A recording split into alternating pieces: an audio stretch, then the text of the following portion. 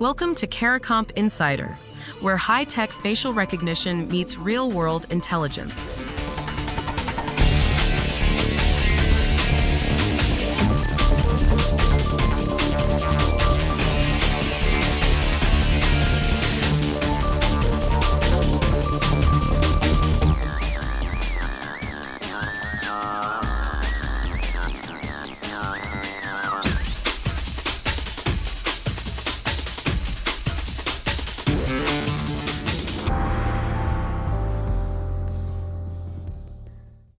A traveler flies into Europe expecting the usual passport stamp. Instead, a camera captures their face. A scanner reads their fingerprints. And that face? It's now stored in a government database for the next 3 years. If you've got a trip to Europe on your calendar, or you're just someone whose face lives in more systems than you can count, this is about you. On April 10, 2026, the European Union switched on something called the Entry-Exit System. Anyone who isn't an EU citizen now gives their fingerprints and a facial image to cross into the Schengen area. That's 29 countries. The old ink stamp in your passport is gone, replaced by biometric verification. So what does it actually cost you to hand your face to a border? Let's start with the promise. Officials said this would speed things up. The reality? Travelers are reporting waits of 3 to 5 hours at major European hubs. Read that again. 5 hours for a system that was supposed to be faster. Some border staff got so backed up, they simply switched the machines off and went back to stamping passports by hand. That's the technology failing at the exact moment it's meant to work. Now consider the scale. According to EU figures, the system has already processed more than 66 million entries and exits. It's flagged around 32,000 people for failed entries. This isn't a pilot program in a back office anymore. It's comparing millions of faces every single month.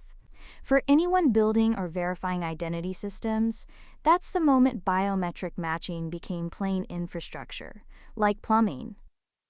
And here's where the math gets uncomfortable. Research shows facial recognition algorithms don't perform equally on everyone. They make more mistakes on certain racial and ethnic groups. That means a person of color is more likely to get falsely flagged at that border. Not because of anything they did, because of how the software was trained. One wrong match doesn't stay small either. A single recognition error can trigger alerts across Interpol and Europol systems. It flags you as a possible suspect. It creates a mess that authorities then fix by turning the whole thing off, which defeats the point of having it. For the rest of us, it means a machine could wrongly link your face to a stranger's record, and you'd be standing there trying to prove you're you. Then there's what happens to your data. Every traveler's face and travel history sits for 3 years in a central database run by an EU agency called EU LISA. Your face becomes a permanent record, tied to timestamps of when you entered and left 29 countries. Now EU officials insist this isn't surveillance. And there's a real distinction here. Comparing your face to your own stored photo is one thing. Scanning a crowd to find faces is another. The EU says it's only doing the first. But critics point out the data architecture makes the second one possible. Both sides are right. It's built for comparison, but the pieces for tracking are now in place. So here's the whole thing in plain terms. Europe now takes your face and fingerprints when you enter and keeps them for 3 years. It was sold as faster, but it's causing 5-hour lines and making more mistakes on some people than others.